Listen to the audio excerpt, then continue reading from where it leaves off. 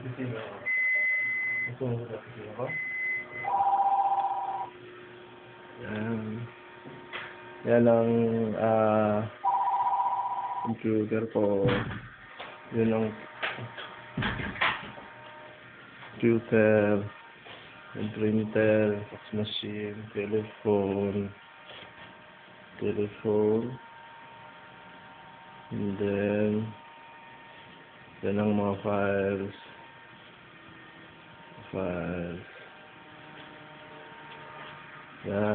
Yan ang opisina ko. Ha? Ayun na. Gusto nyo makita sa labas? Ha? Sa labas. Ito. Yan.